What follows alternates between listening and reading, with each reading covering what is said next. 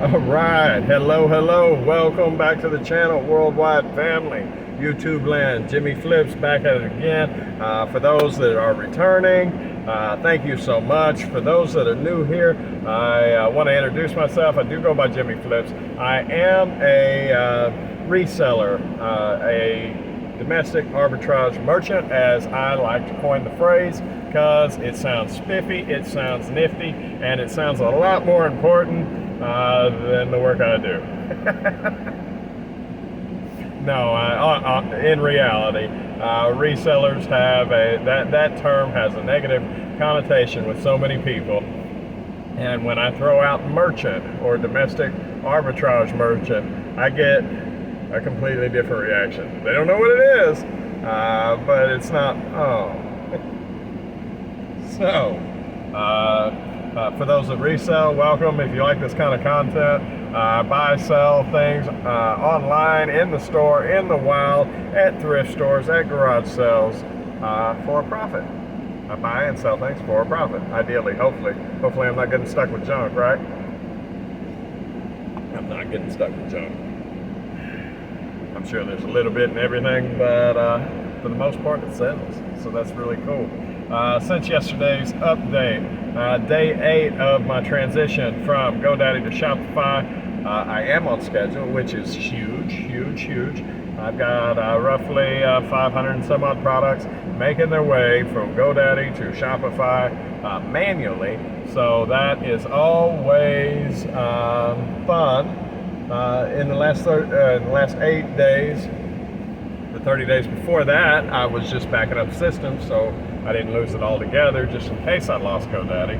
But I did grab it for another month, so I have 22 days roughly to get the rest of my store, and we are moving back at it. And shoppable. Things are getting better. As far as the website goes, I do sell on Amazon and eBay, but my website is www.jamestowntrading.com. If you find anything you like over there on my site specifically, then coupon code YouTube will give you 10% off. Shipping is included. Simplified, no minimum order. Moving on. Let's see. So, did finish out the thrift stores yesterday on the way home from my dad's house. Managed to, there wasn't a whole lot. Total out of 3 stores, I probably pulled $60. The hourly on it wasn't great. Wasn't horrible either. You know, sometimes this work is a hustle. Sometimes it's fruitful, sometimes it's not. I would have liked it to have been better. But that being said, for the time that I devoted on it, maybe 2.5 hours, ended up with $60. If you do that all day long, that's pretty decent living. I work a regular job too, so I'm not doing it necessarily all day long on my off days. Was able to process, and by process I mean list, several things on the store at the current moment with sales that went out yesterday. I'm not sure the exact number, but it's on the upside of 500, which I'm really happy about. Low side, upside of 500, 503, 504, 505, somewhere in there. But the store is getting bigger day by day, so that is a huge win. Despite the outgoing, there is more incoming. So that's a winning combination. Let me see. Returns. Did get 2 returns yesterday. Yesterday was the day for returns. I have gone, let me see, almost 2 solid weeks without a return, and yesterday I got 2. Didn't get them in, just got the notices. One of them, it's the second time out of 12 that it's gotten returned. This reasoning kind of frustrated me a little bit, but they always do. I take it personal and I don't need to. It was an AC stabilizer, a window unit AC stabilizer deal that you put in there, and it holds the window. It locks the window in essence while you have the AC unit in there. as they live up north and it's cooling off up there, the reasoning after they used it for 30 days was they didn't need it anymore. Whatever, Amazon. It is what it is. So I charge separately for shipping on Amazon. I don't know that Amazon reimburses them. They very well may. But what I know is that the shipping doesn't come out of the refund. So like the money that it took to ship it, the shipping credit that they give me, I get to keep. And by get to keep, I mean the postman keeps it and I don't have to refund that money as well. Whereas if I did straight solid money, that I would have to deal with that. I would have to eat the whole thing. And I'm sure I'll get back the item, whether or not, because I do fulfillment by merchant. That way I can sell it on Amazon, eBay, and my website all at one time. So I will get it back. And I don't know if you do it with FBA or not, but get it back. Who knows what condition it is? Who knows if it's sellable? They do sell real well, so if it is, if they haven't in fact used it, then I might be able to sell it again, which will at least let me break even on that particular unit. Now that being said, the second one I got, it has, I'm not going to say that it is the return or the item from HE double hockey stick. I'll just leave it that in case you got kids rolling around. This is the second time I've gotten this one back, and it's on the way back, hopefully. The guy seemed pretty cool. I bought a pair of thrift shoes, and I got them pretty cheap. Now the brand was extremely marketable, let's just put it that way. And I have had these total about a month and sold them twice. That's how quick they're going off the shelf, and they're going off for good money. Where are we at? I mean, we're at a 1,200% return on investment, so huge.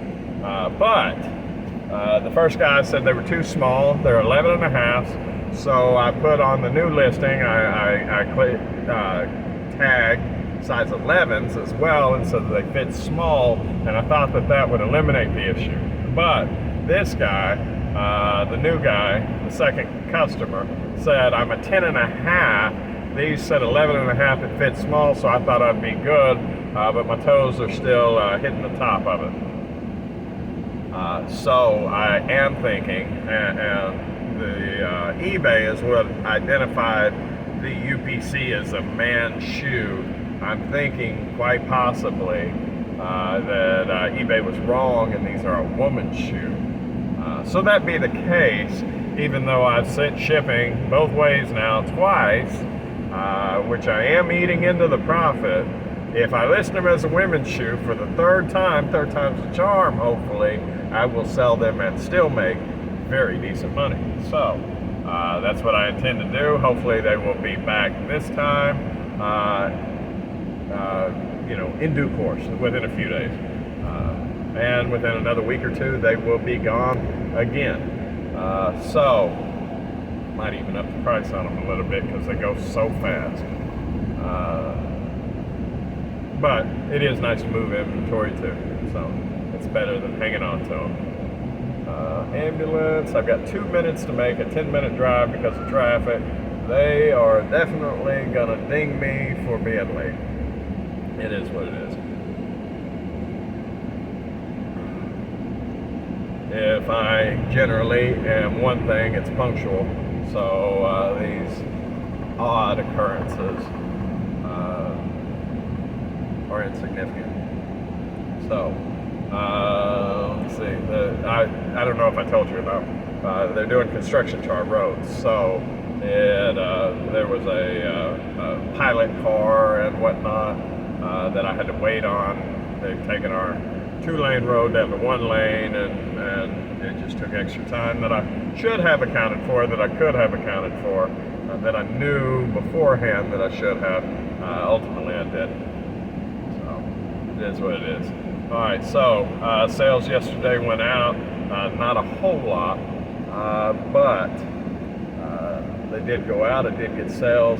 The good thing about even a little bit is that the money is still happening. The business is growing. I don't recommend your first year doing it without a regular job. I think that would change the whole dynamic of it. But if you are to the point where you do it as a full-time, that's awesome. More power to you. I don't know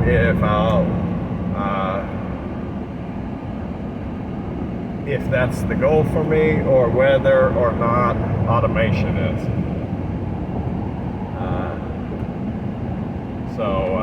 Time will tell. That's about it as far as Jamestown trading.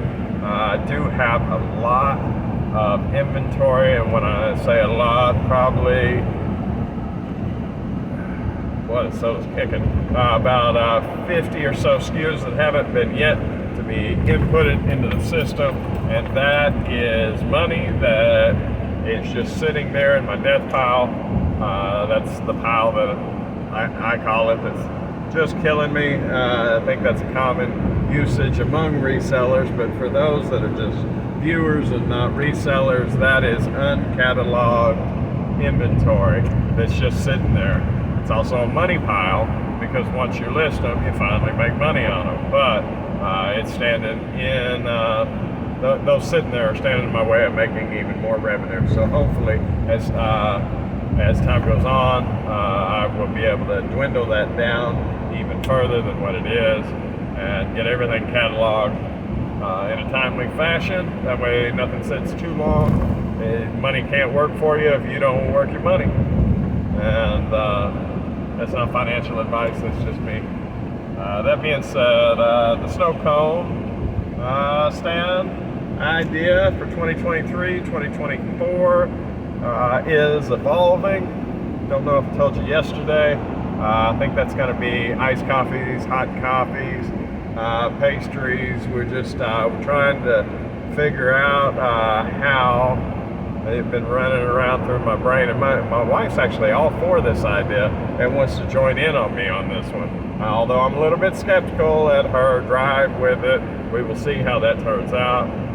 But we are trying to figure out, and we're just working the think tank kind of deal, how to be able to keep something like that going year round. In order for it to be profitable year round. I know that the reason I am doing it is because business slows as far as retail, Jamestown Trading Company, during the hot months of the year. But once you automate something, it definitely simplifies things, not to have to close it down on an annual basis and reopen it and find new employees, and things like that. So I think that'd be cool if we could actually make a year-round business out of it. And I think they're going to be like pop-ups. I don't think it's a brick and mortar thing, but eventually, who knows? There are several coffee places that have made it, that do other things, and they are successful. So that means I can do it too. It's a business model that does work. It's not highly saturated. There are some people possibly that have a corner of the market, but there's still market share that can be gained from things like that. Snow cones are definitely cool though. I like that. Definitely like that idea. Don't know a lot about coffees, iced coffee and whatnot, except for I know that I like coffee. So that's a winning combination. Yeah, me and caffeine, we get along. I don't drink, I don't smoke, but man, me and caffeine, we do get along. So, Dr. Pepper, by the way, they don't endorse me, but they could. I'm open to that. Anyway, guys, I am about to work. I think I filled your ear with enough nonsense from this rambling of a madman called Jimmy Flips from Jamestown Trading. So, without further ado, y'all have a wonderful day wherever life finds you at. Let's keep making steps. Let's better ourselves, and I'll catch you next time. All right, bye.